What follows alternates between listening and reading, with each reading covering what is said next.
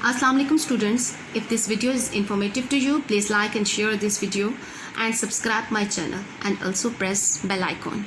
Today our topic is Diary, the Great Fire of London, September 1666. The Great Fire of London started in a baker's shop in Pudding Lane during the night of 1st September 1666 and raged for several days. London की अजीम आग का आगाज़ 1 सितंबर 1666 की रात को pudding लेन के एक नान by की दुकान से हुआ और ये कई दिन तक भड़कती रही.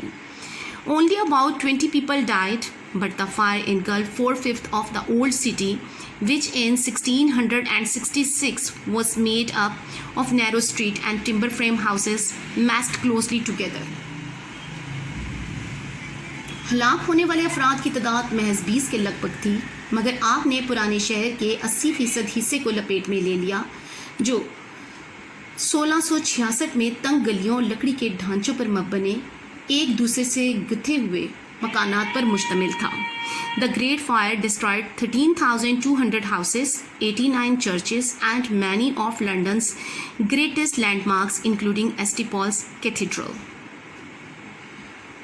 अजीम आग ने 13,200 घर, 79 गिरजाघर और लंदन की अजीम यादगारों में से कई एक को तबाह कर दिया, जिनमें सेंट पॉल का कैथेड्रल भी शामिल था.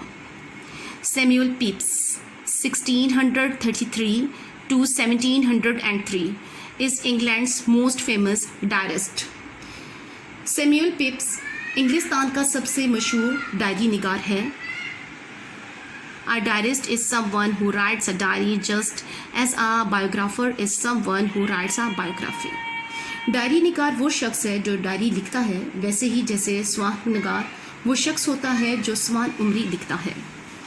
He held an important post as a secretary to the Admiralty and kept a diary from 1660 until his eyesight began to fail in 1669. Admiralty के सेक्रेटरी की हैसियत से इसे एक अहम ओहदा हासिल था और वो 1660 से 1669 तक डायरी लिखता रहा, हत्ता कि जब इसकी नज़र ने जवाब देना शुरू कर दिया. The following extracts are from Samuel Pepys diary written during the great fire. मंदरजा झैल इक़्तिबासात अजीम आग के दौरान लिखी गई सैमुअल पिप्स की डायरी से लिए गए हैं. The water side is the edge of the London's great river, the river Thames. Water side London की अजीम दरियाए टेम्स का किनारा है. 2 सितंबर 1666, 2 सितंबर 1666. So down with my heart full of trouble to the water side and there got a boat and saw a lamentable fire. चुनाचे इंतहाई परेशान दिल के साथ मैं दरिया के किनारे पर आया और कश्ती ली और अफसोसनाक आग को देखा. Poor Mitchell's house already burned and the fire running further. बेचारे मिचेल का घर पहले ही जल चुका था और आग मज़ीद आगे बढ़ रही थी. In a very little time it got as far as Steelyard while I was there. बहुत ही थोड़े वक्त में ये स्टील यार्ड तक पहुंच गई जबकि मैं वहीं था. Everybody endeavouring to remove their goods into little boats. हर कोई अपने सामान को छोटी छोटी कश्तियों में ले जाने की कोशिश कर रहा था. Poor people staying in their houses until the fire touched them and then running into boats. गरीब लोग अपने घरों में रुके रहे, यहाँ तक कि जब आग उनके करीब पहुँच गई तो वो भी कश्तियों की तरफ भागने लगे. And among other things, the poor pigeons were loath to leave their houses and hovered about the balconies. Still, some of them burned their wings and fell down. और दूसरी चीज़ों के साथ साथ बेचारे कबूतर भी अपने घरों को छोड़ना नहीं चाहते थे और बालकोनियों के गिर्द मंडलाते रहे, यहाँ तक कि इनमें से कुछ के पर जल गए. और As far as we could see up the hill of the city, there was a most horrid, malicious, bloody flame, not like the flame of an ordinary fire. शहर की पहाड़ी पर जहाँ तक हम देख सकते थे एक नहायत खौफनाक कीनावर खूनरेज शोला नज़र आ रहा था, जो किसी आम आग के शोले की तरह ना था. We saw the fire as an entire arch of a flame from this to the other side of the bridge, an arch above a mile long. हमने आग को एक पुल के इस सिरे से उस सिरे तक एक मुकम्मल कमान की शक्ल में फैले हुए देखा. It made me weep to see it. इसे देखकर मेरी आंखों में आंसू आ गए. The churches, houses, all on fire and flaming at once, and a horrid noise the flames made, and the cracking of the houses and their ruin. गिरजाघर और मकानात सब एक साथ जल और भड़क रहे थे, और शोलों से और मकानात की तबाही से उठने वाले कड़ाकों से एक खौफनाक शोर उठ रहा था. So home with a sad heart, and there find everybody discoursing and lamenting the fire. चुनाचा मैं गमज़दा दिल के साथ घर लौटा और वहाँ हर किसी को आग पर गुफ्तगू और अफसोस करते हुए पाया.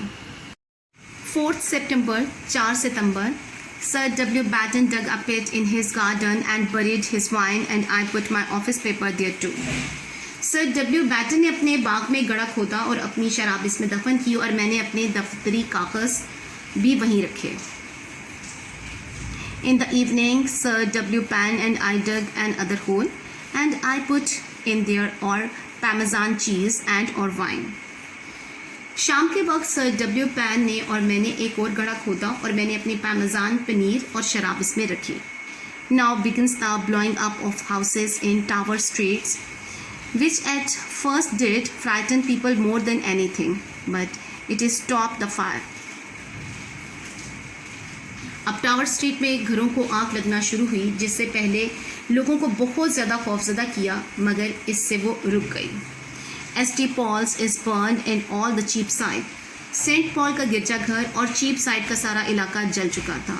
I wrote to my father this night, but the post house being burned, the letter could not go.